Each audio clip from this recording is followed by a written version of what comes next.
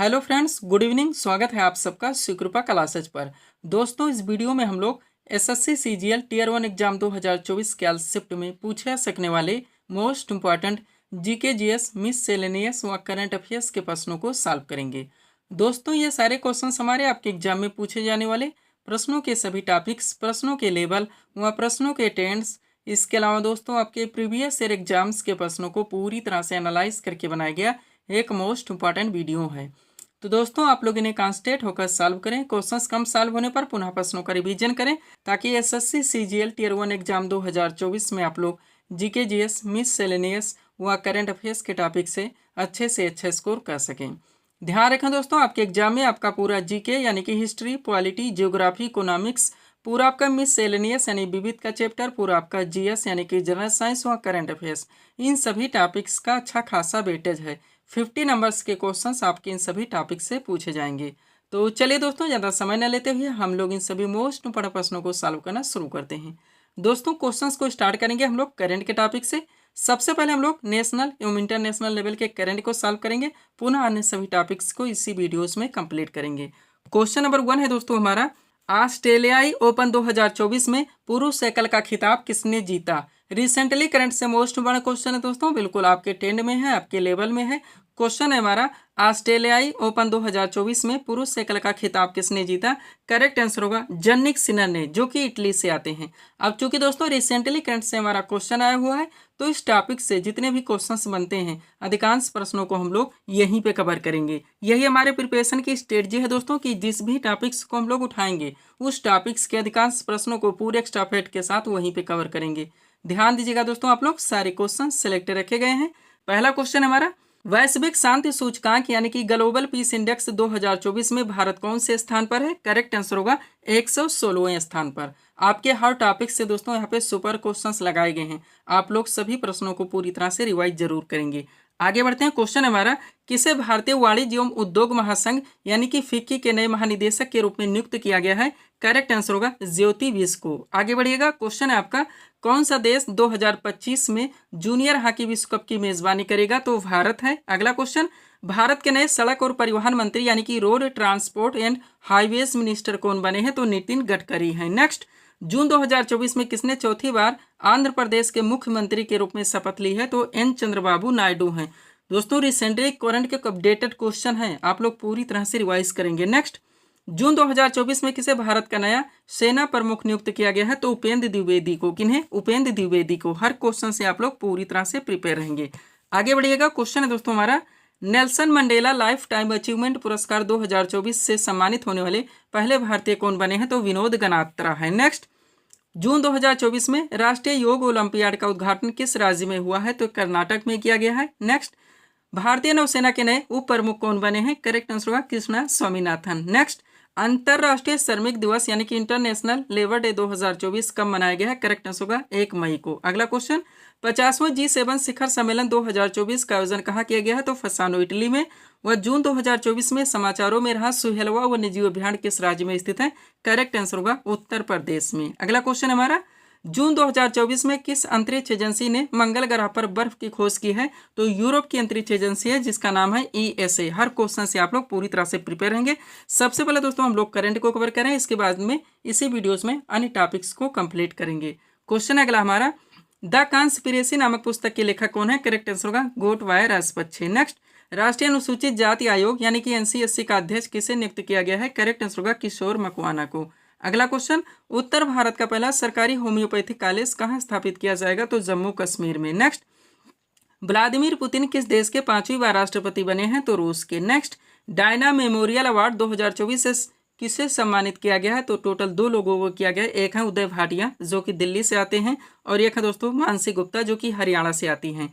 अगला क्वेश्चन है आपका, महिला प्रीमियर लीग 2024 यानी कि WPL 2024 का खिताब किस टीम ने जीता? तो रॉयल चैलेंजर्स बेंगलोर ने जीता है। आगे बढ़िएगा। क्वेश्चन है आपका, 33वें सरस्वती सम्मान 2023 से किसे सम्मानित किया गया है? तो प्रभा वर्मा को। हर क्वेश्चन से आप लोग पूरी तरह से प्रिपेयर रहेंगे। हम आपको बताना चाहेंगे दोस्तों, आपके SSC और LOS रिलेटेड जितने भी एग्जाम्स लगे हैं पूरा आपका दोस्तों PDF हमारे द्वारा कंप्लीट कर दिया गया है, और ये PDF अभ्यर्थियों को दिए जा रहे हैं। अगले क्वेश्चन की ओर बढ़ेंगे। क्वेश्चन है दोस्तों, पहला अंतर्राष्ट्रीय खेल दिवस 2024 कब मनाया गया है? 11 जून को। नेक्स्ट, वैश्विक पवन दिवस 2024 हाल ही में कब मनाया गया है? 15 जून को। अगला है विश्व मरुस्थलीकरण एवं सूखा रोकथाम दिवस 2024 कब मनाया गया है? 17 जून को। और हाल ही में संघ लोक सेवा आयोग यानी कि यूपीएससी की नई अध्यक्ष कौन बनी है? तो प्रीति सूदन। हर क्वेश्चन से आप लोग पूरी तरह से प्रिपेयर रहेंगे। अभी हम लोग करंट को कवर कर रहे हैं, इसी वीडियोस में आगे दोस्तों अन्य टॉपिक्स को कंप्लीट करेंगे। थोड़ा सा पीडीएफ के बारे में बात करते हैं दोस्तों, ध्यान दीजिएगा। यहाँ पे दोस्तों जो हमारे द्वारा पीडीएफ लगाए गए आपके एसएससी ऑल एग्जाम्स, जिसमें आपका दोस्तों आप जानते हैं सबसे पहले सीजीएल है, उसके बाद में एमटीएस है और फिर जीडी है।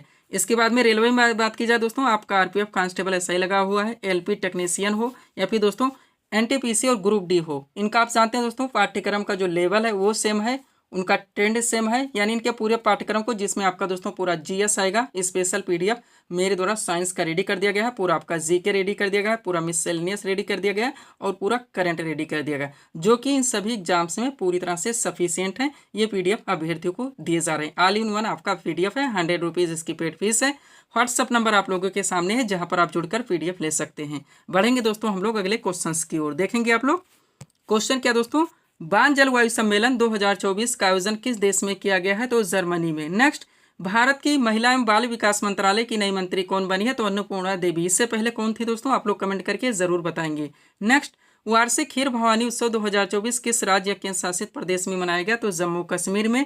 अगला है, किसे प्रधानमंत्री के प्रधान सचिव यानी कि प्रिंसिपल सेक्रेटरी के रूप में नियुक्त किया गया है? तो पीके मिश्रा को। थोड़े क्वेश्चन और है करंट के, पुनः अगले टॉपिक की ओर बढ़ेंगे। क्वेश्चन है दोस्तों, किसे आकाशवाणी समाचार के महानिदेशक के रूप में नियुक्त किया गया है? तो मौसमी चक्रवर्ती को। नेक्स्ट, साइमन हैरिस किस देश के सबसे युवा प्रधानमंत्री बने हैं? तो आयरलैंड के। नेक्स्ट क्वेश्चन देखेंगे हम लोग दोस्तों। अगला क्वेश्चन हमारा क्या है? विश्व मौसम विज्ञान दिवस। क्वेश्चन पे ध्यान दीजिएगा। विश्व मौसम विज्ञान दिवस 2024 हाल ही में कब मनाया गया? 23 मार्च को। नेक्स्ट, भारत सरकार ने देश में यूरिया का आयात कब तक खत्म करने की योजना की है? तो 2025 तक। नेक्स्ट, किसे आयुष मंत्रालय में निदेशक के रूप में नियुक्त किया गया है? तो सुबोध कुमार को। अगला है, किस राज्य में मुख्यमंत्री विश्वकर्मा पेंशन योजना की शुरुआत करने की घोषणा की गई? तो राजस्थान में। लास्ट 6 मंथ के दोस्तों करंट ये आपके पूरी तरह से कवर हो रहे हैं, ध्यान दीजिएगा आप लोग कम से कम समय में। नेक्स्ट, अंतर्राष्ट्रीय सीमा शुल्क दिवस 2024 कब मनाया गया? 26 जनवरी को। नेक्स्ट, विश्व गौरैया दिवस 2024 हाल ही में कब मनाया गया है? 20 मार्च को। अगला क्वेश्चन देखेंगे, सार्वजनिक सेवा के लिए 2024 पुलित्जर पुरस्कार से किसे सम्मानित किया गया है? तो प्रो पब्लिका संस्था को किया गया। पूरी तरह से हर क्वेश्चन से आप लोग अपडेट रहेंगे। ये हमारे करंट के क्वेश्चन है जिनको हम लोग एक साथ कवर कर रहे हैं, आगे भी अन्य टॉपिक्स को कंप्लीट करेंगे। नेक्स्ट, विश्व प्रेस स्वतंत्रता दिवस 2024 यानी कि वर्ल्ड प्रेस फ्रीडम डे 2024 कब मनाया गया है? 3 मई को। नेक्स्ट, वैश्विक ऊर्जा पुरस्कार 2024 से किसे सम्मानित किया गया है? कौशिक राजशेखर को। अगला, किस राज्य के अंबाची सफेद संगमरमर को जीआई टैग दिया गया है? तो गुजरात का है। और 5वें राष्ट्रीय युवा संसद महोत्सव 2024 में प्रथम पुरस्कार किसने जीता है? करेक्ट आंसर होगा यतिन भास्कर दुग्गल ने, जो कि हरियाणा से आते हैं। नेक्स्ट, उत्तराखंड हाईकोर्ट की पहली महिला मुख्य न्यायाधीश कौन बनी है? रितु बाहरी है। नेक्स्ट, राजस्थान हाईकोर्ट के नए मुख्य न्यायाधीश कौन बने? एम श्रीवास्तव हैं। और डेटा गोपनीयता दिवस 2024 हाल ही में कब मनाया गया? 28 जनवरी को। हर क्वेश्चन से आप लोग पूरी तरह से प्रिपेयर रहेंगे। थोड़े क्वेश्चन और हैं आपके करंट के। क्या है दोस्तों पहला क्वेश्चन यहाँ से, पहला परमाणु ऊर्जा शिखर सम्मेलन 2024 कहाँ आयोजित किया गया? Brussels Belgium. एग्जैक्ट लोकेशन भी हमारे द्वारा डाल दिया था ताकि किसी भी ट्रेंड से क्वेश्चन पूछे जाए, क्वेश्चन आपके मिस ना हो अगर आप अच्छे से रिवाइज रखते हैं। नेक्स्ट, रणजी ट्रॉफी 2024 का खिताब किसने जीता है? मुंबई ने। उप विजेता की बात की जाए तो विदर्भ रहा है। नेक्स्ट, केंद्रीय माध्यमिक शिक्षा बोर्ड यानी कि सीबीएसई के नए अध्यक्ष कौन बने हैं? राहुल सिंह। अगला क्वेश्चन, दुनिया की पहली 3D प्रिंटेड मस्जिद का निर्माण कहाँ किया गया है? तो सऊदी अरब में। Next, financial action task force यानी कि FATF का नया अध्यक्ष किसे नियुक्त किया गया है? करेक्ट आंसर होगा एलिसा डी एंडा मद्राचो को, जो कि मैक्सिको से आते हैं। नेक्स्ट, आयुष्मान भारत दिवस 2024 साल में कब मनाया गया? 30 अप्रैल को। और 30वीं Sultan Azlan Shah hockey trophy 2024 किसने जीता? जापान ने। अब ध्यान दीजिएगा यहीं से दोस्तों कि जो सुल्तान अजलान शाह दोस्तों ट्रॉफी है हॉकी के खेल से संबंधित है, बहुत बार क्वेश्चन पूछा गया है। आगे बढ़िएगा, अगला क्वेश्चन आपका क्या है दोस्तों, अंतर्राष्ट्रीय नर्स दिवस यानी कि इंटरनेशनल नर्सेस डे 2024 कब मनाया गया है? 12 मई को। नेक्स्ट, विश्व प्रवासी पक्षी दिवस 2024 हाल ही में कब मनाया गया? 11 मई को। और राष्ट्रीय समुद्री दिवस 2024 हाल ही में कब मनाया गया? 5 अप्रैल को। और अंतर्राष्ट्रीय न्यायालय यानी कि ICJ के नए अध्यक्ष कौन बने हैं? नवाब सलाम, जो कि लेबनान से आते हैं। नेक्स्ट क्वेश्चन है दोस्तों, मार्च 2024 में कौन सा देश नाटो का 32वां सदस्य बना है? बिल्कुल अपडेटेड क्वेश्चन है, स्वीडन बना है, ध्यान दीजिएगा। नेक्स्ट, प्रेस इन्फॉर्मेशन ब्यूरो यानी कि पीआईबी के प्रधान महानिदेशक के रूप में किसे नियुक्त किया गया है? शेफाली बी शरण को। और एबेल पुरस्कार 2024 से किसे सम्मानित किया गया? मिशेल टेलाग्रैंड को। पूरी तरह से आप अपडेट रहेंगे। ये करंट के क्वेश्चन थे जिनको हम लोगों ने एक साथ कवर किए। पीडीएफ के लिए दोस्तों हमारे ये व्हाट्सअप नंबर है। चलते हम लोग अगले टॉपिक्स की ओर।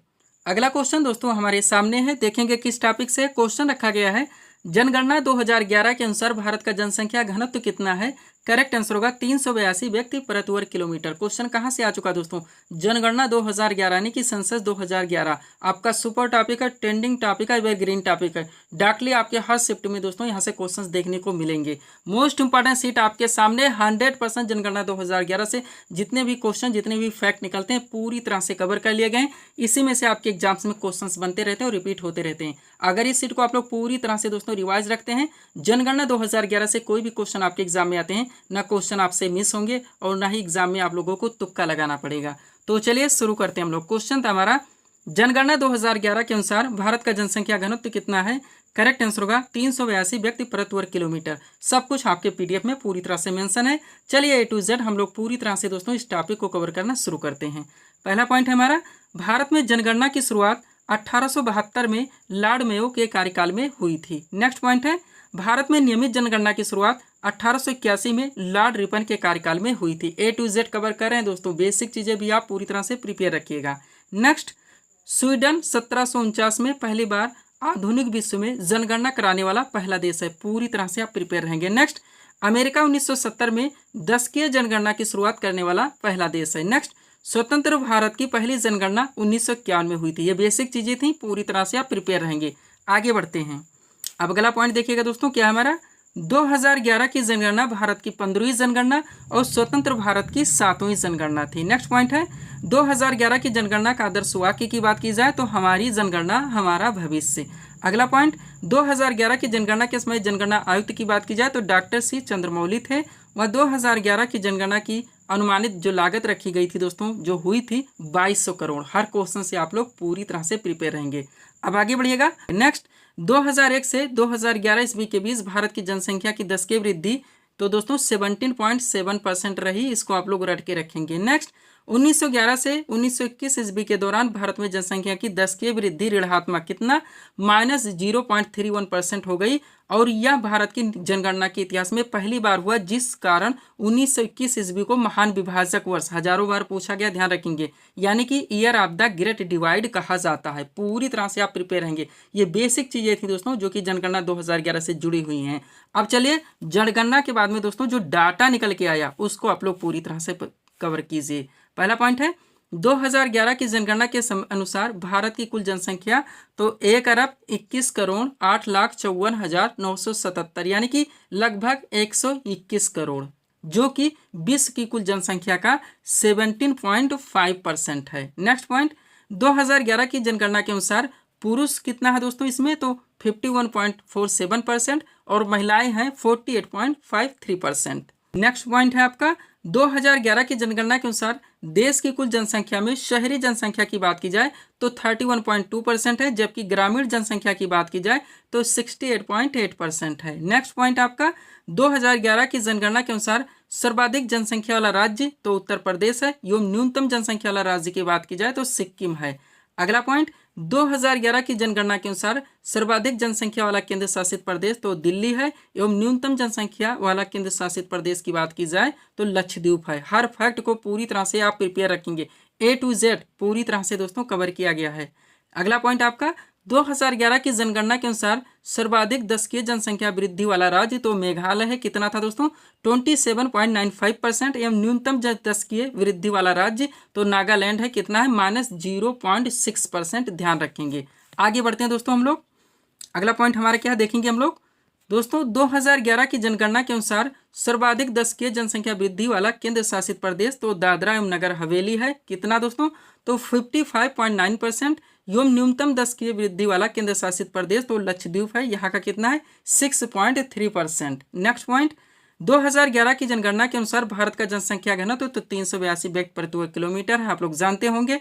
अगला, 2011 की जनगणना के अनुसार सर्वाधिक जनसंख्या घनत्व वाला राज्य तो बिहार है। कितना है 1106 व्यक्ति प्रति वर्ग किलोमीटर एवं न्यूनतम जनसंख्या घनत्व वाला राज्य तो अरुणाचल प्रदेश है। कितना यहाँ का 17। नेक्स्ट, 2011 की जनगणना के अनुसार सर्वाधिक जनसंख्या घनत्व वाला केंद्र शासित प्रदेश तो दिल्ली है, कितना यहाँ का 11,320। एवं न्यूनतम जनसंख्या घनत्व वाला केंद्र शासित प्रदेश तो अंडमान निकोबार द्वीप समूह है, जहाँ का दोस्तों कितना है, केवल 46। हर पॉइंट को आप लोग पूरी तरह से प्रिपेयर रखेंगे, सब कुछ सबसे ज़्यादा सबसे कम राज्य और केंद्र शासित प्रदेश, पूरी तरह से हर फैक्ट को हम लोग प्रिपेयर कर रहे हैं यहाँ पे। नेक्स्ट, 2011 की जनगणना के अनुसार भारत का लिंगानुपात कवर कर लीजिए तो 943 है।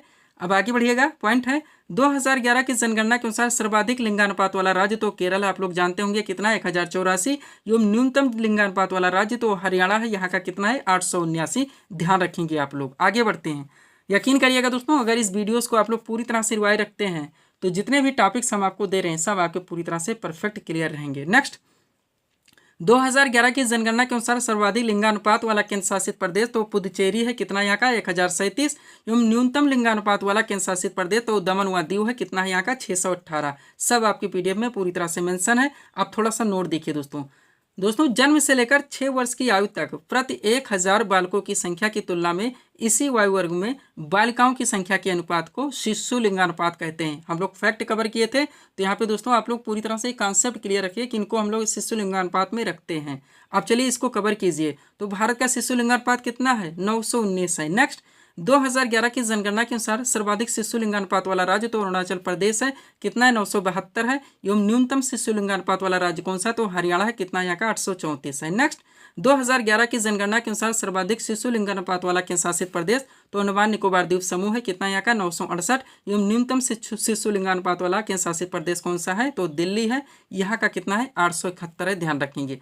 अब अगला पॉइंट हमारा क्या है दोस्तों, जनगणना 2011 में दोस्तों 7 वर्ष और उससे अधिक का जो व्यक्ति किसी भाषा को समझ सकता हो और उसे लिख या पढ़ सकता हो साक्षर कहलाता है। अब यानी हम लोग साक्षरता लिटरेसी को कवर करने वाले हैं। पहले पूरी तरह से हम डिफाइन कर दें इसको। चलिए शुरू करते हैं। पॉइंट है 2011 की जनगणना के अनुसार भारत की साक्षरता दर तो 74.04% है। नेक्स्ट, 2011 की जनगणना के अनुसार भारत का सर्वाधिक साक्षरता वाला राज्य तो केरल है, कितना यहाँ का, 94%। एवं न्यूनतम साक्षरता वाला राज्य तो बिहार है, कितना है, 61.8%।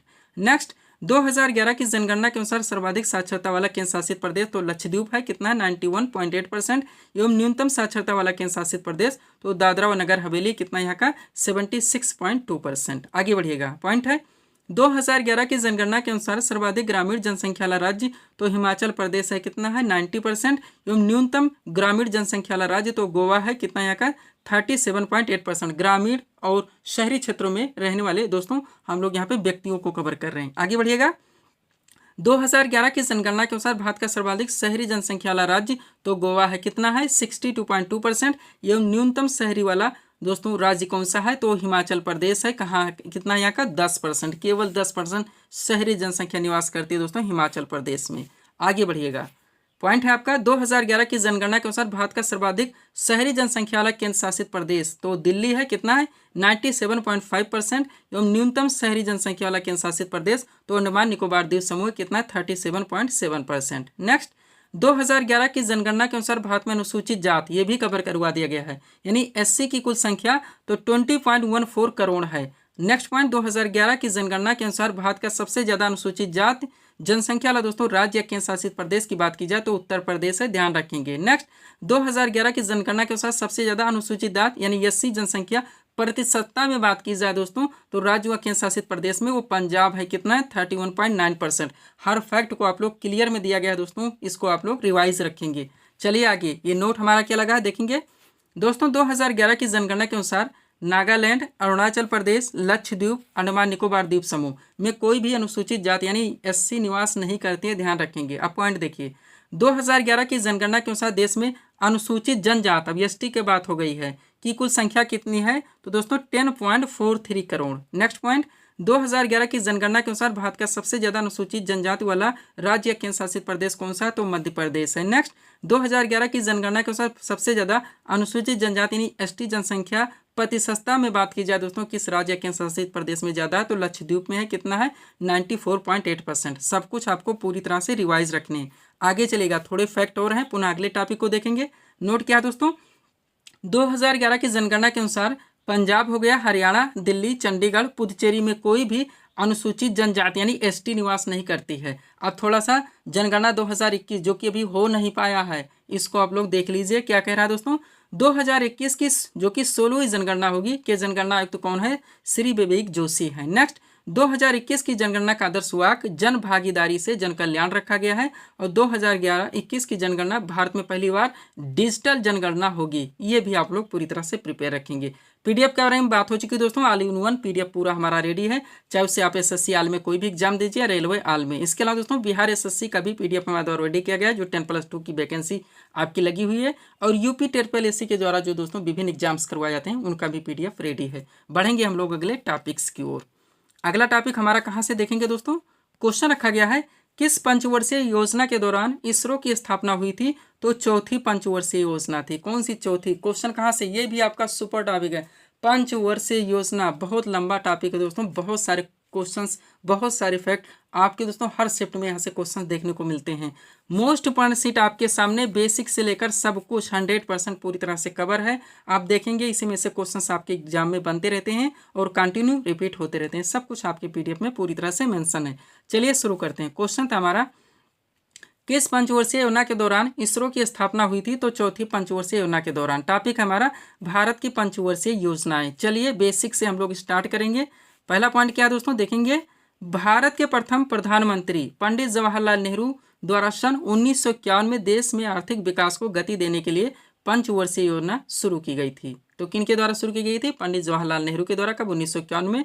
किस लिए दोस्तों, आर्थिक विकास को गति देने के लिए। नेक्स्ट भारत की पहली पंचवर्षीय योजना 1951 में शुरू हुई थी, आप लोग जानते होंगे। नेक्स्ट पंडित जवाहरलाल नेहरू के द्वारा भारत में पंचवर्षीय योजना की अवधारणा पेश हुई थी। नेक्स्ट भारत ने रूस देश से दोस्तों पंचवर्षीय योजनाओं को अपनाया था, ये भी आप बेसिक में ध्यान रखेंगे। नेक्स्ट जोसेफ स्टालिन प्रथम व्यक्ति थे जिन्होंने सोवियत संघ में वर्ष 1928 में पंचवर्षीय योजना को लागू किया था। नेक्स्ट पंचवर्षीय योजना बनाने का मुख्य कार्य किसको है दोस्तों, तो योजना आयोग यानी प्लानिंग कमीशन को है, ये भी ध्यान रखिएगा। अब योजना आयोग की बात की गई है दोस्तों, तो मोस्ट बड़ा फैक्ट निकलता है, उसको आप पहले कवर कीजिए। क्या है, योजना आयोग का गठन 15 मार्च 1950 ईस्वी को केंद्रीय मंत्रिमंडल के एक प्रस्ताव द्वारा, यही इतना सेंटेंस हजारों बार पूछा गया होगा, द्वारा दोस्तों किया गया था। योजना एक संवैधानिक संस्था नहीं, ये भी आप लोग ध्यान रखेंगे। नेक्स्ट योजना आयोग के प्रथम अध्यक्ष तो पंडित जवाहरलाल नेहरू और उपाध्यक्ष गुलजारी लाल नंदा थे। ये आपकी बेसिक चीजें थी। अब चलिए आप प्रथम से लेकर 12वीं पंचवर्षीय योजना को जितने भी फैक्ट, जितने भी क्वेश्चंस होते हैं, सब आप पूरी तरह से कवर करेंगे। पॉइंट है आपका भारत की पंचवर्षीय योजनाएं। शुरू करेंगे प्रथम पंचवर्षीय योजना। तो अवधि की बात की जाए दोस्तों, तो 1 अप्रैल 1951 से लेकर 31 मार्च 1956 तक। मॉडल की बात की जाए तो हेरा डोमर मॉडल पर आधारित थी। मुख्य उद्देश्य था कृषि विकास। नोट देख लीजिए दोस्तों, इस योजना काल के दौरान कई बड़ी सिंचाई परियोजनाएं लगाई गईं, जैसे भाखड़ा नांगल परियोजना, दामोदर नदी घाटी परियोजना, ब्यास परियोजना। ये तोड़ मरोड़ के क्वेश्चन पूछे जाते हैं, इसलिए मैं रिवीजन और पीडीएफ के बारे में आपको फोकस करवा रहा हूँ, ध्यान रखिएगा। नेक्स्ट द्वितीय पंचवर्षीय योजना की बात की जाए, समयावधि तो दोस्तों 1 अप्रैल 1956 से लेकर 31 मार्च 1961 तक। मॉडल पीसी महालनोबिस मॉडल पर आधारित थी। मुख्य उद्देश्य था औद्योगिक विकास। नोट देखिए दोस्तों, द्वितीय पंचवर्षीय योजना के दौरान अनेक महत्वपूर्ण वृहत उद्योग जैसे राउरकेला हो गया, भिलाई हो गया, दुर्गापुर क्रमशः यहाँ पे लगा हुआ है, ध्यान दीजिएगा, जर्मनी, रूस और ब्रिटेन के सहयोग से स्थापित किए गए थे। वह द्वितीय पंचवर्षीय योजना के दौरान भारत में मिश्रित अर्थव्यवस्था का विकल्प चुना गया था, ये भी आप लोग ध्यान रखेंगे। आगे बढ़ते हैं हम लोग। तृतीय पंचवर्षीय योजना आप लोग देखेंगे दोस्तों। मुख्य उद्देश्य की बात की जाए तो इसका मुख्य उद्देश्य था आत्मनिर्भरता, कृषि एवं उद्योग का महत्व, उद्योग का विकास। अब यहाँ से बहुत सारे फैक्ट आपके निकलते हैं, ध्यान दीजिएगा। पहला पॉइंट है तृतीय पंचवर्षीय योजना अपने उद्देश्य को प्राप्त करने में असफल है। डायरेक्टली इतना ही क्वेश्चन बन जाता है, इसलिए इसे एक असफल योजना माना था। ये भी एक फैक्ट निकल आता है बहुत बड़ा। और इसके मुख्य कारण क्या थे दोस्तों असफलता के, तो भारत चीन युद्ध 1962, भारत पाक युद्ध 1965 और अभूतपूर्व सूखा 1966। नेक्स्ट तृतीय पंचवर्षीय योजना की असफलता के बाद सरकार को योजना अवकाश, मोस्ट बड़ा फैक्ट, कब कब, तो 1966 से 67, 67 से 68 और 68 से 69 की घोषणा करनी पड़ी। और इस अवधि में दोस्तों, इस अवधि में 3 वार्षिक योजनाएं तैयार की गई थी। डायरेक्टली यही फैक्ट मोस्ट इंपॉर्टेंट हो जाता है। और हरित क्रांति की जो शुरुआत हुई थी दोस्तों, वो तृतीय पंचवर्षीय योजना के दौरान हुई थी, ये भी आप लोग ध्यान रखेंगे। चलिए चौथी पंचवर्षीय योजना को लोग पूरी तरह से कवर कीजिए। तो दोस्तों मॉडल की बात की जाए तो डीआर गाडगिल मॉडल पर आधारित थी। मुख्य उद्देश्य था स्थिरता के साथ आत्मनिर्भरता एवं कृषि तथा सिंचाई पर महत्व। 3 क्वेश्चन यहाँ से मोस्ट ऊपर निकलते हैं। पहला है किस पंचवर्षीय योजना में 14 बैंकों का राष्ट्रीयकरण किया गया, तो चौथी पंचवर्षीय योजना। नेक्स्ट किस पंचवर्षीय योजना में भारत की कृषि वृद्धि दर सर्वाधिक रही, तो चौथी पंचवर्षीय योजना।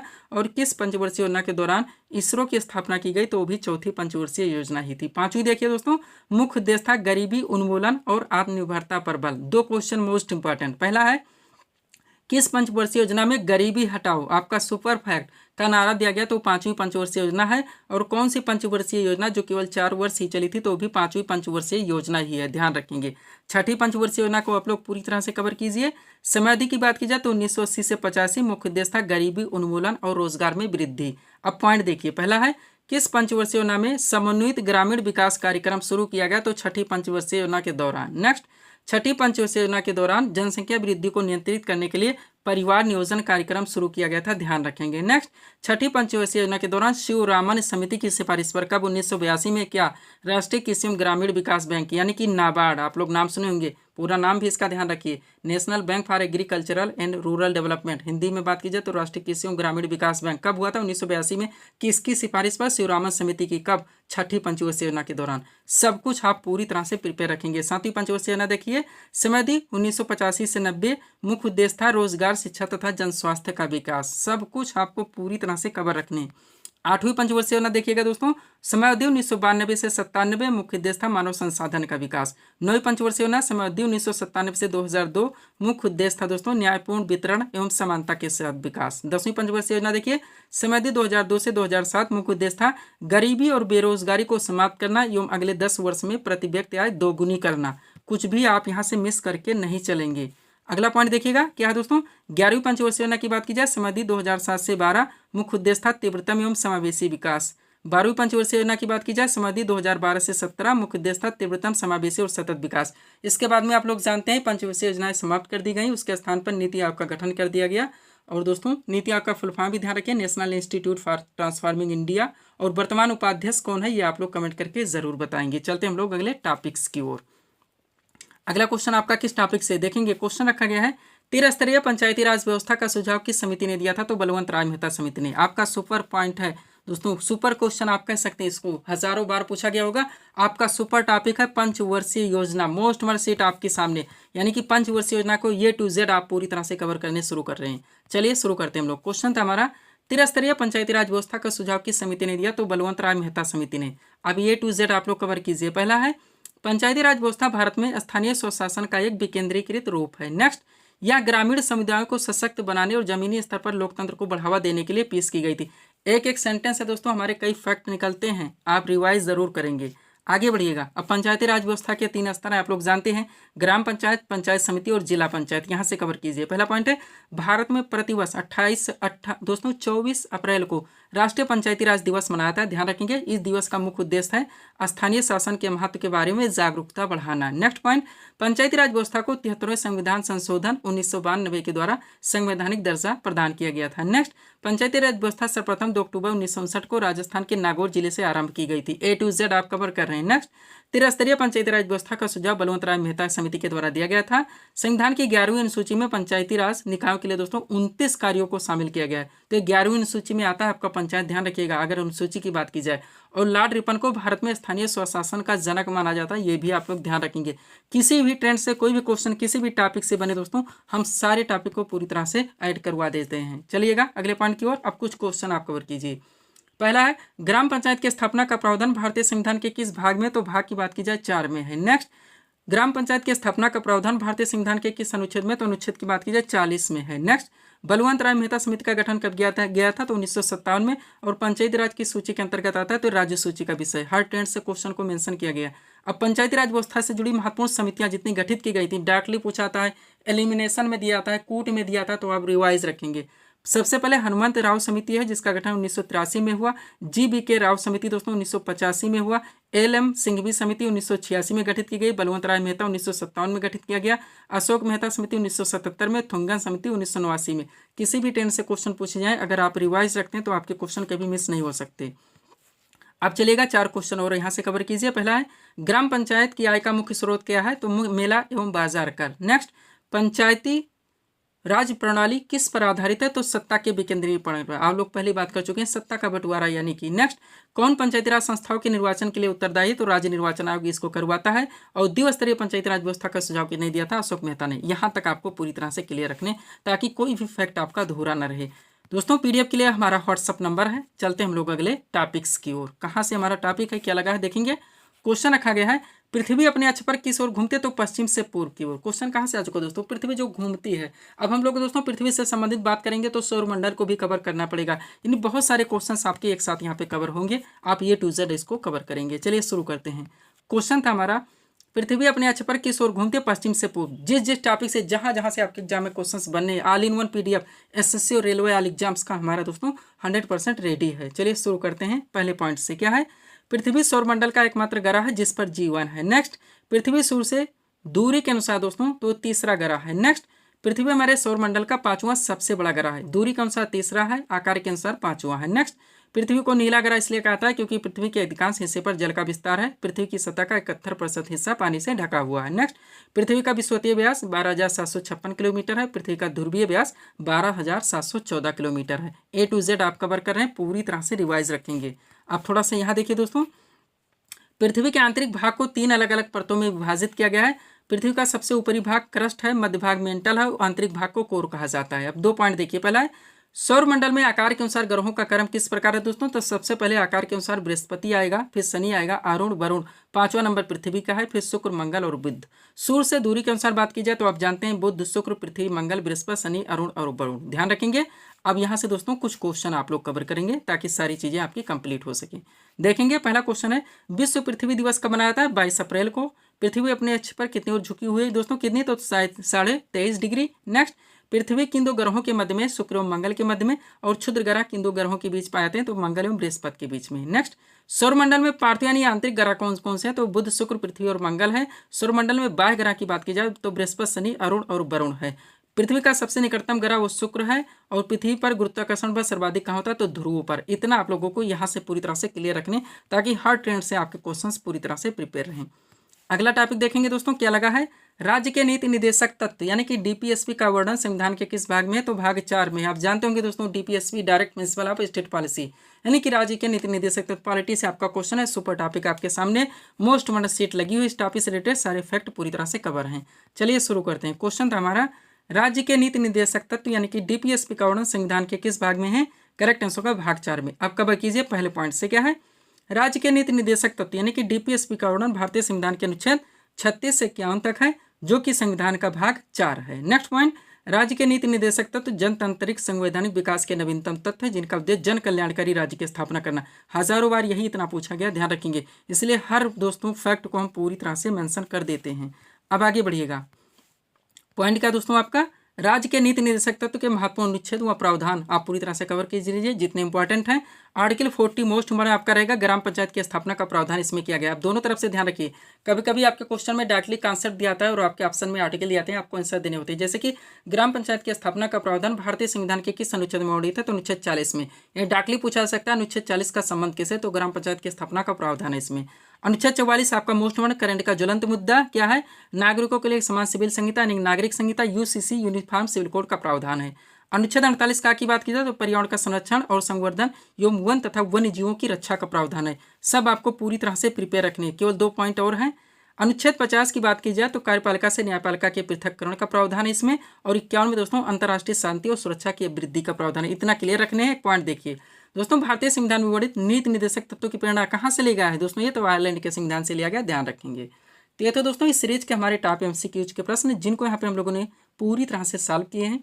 उम्मीद है दोस्तों आप सभी लोगों ने सॉल्व किए होंगे और देखे होंगे कि यहाँ से आपके कितने क्वेश्चन सही हो रहे हैं। तो दोस्तों इसी तरह के वीडियोस के लिए आप हमारी स्टडी चैनल शिवकृपा क्लासेस से जुड़े हैं, चैनल को सब्सक्राइब करें ताकि हमारे द्वारा दिए जाने वाले सभी वीडियोस आप क्रम से सबसे पहले देख सकें। तो मिलते हैं दोस्तों हम नेक्स्ट वीडियोस में। Thanks for watching.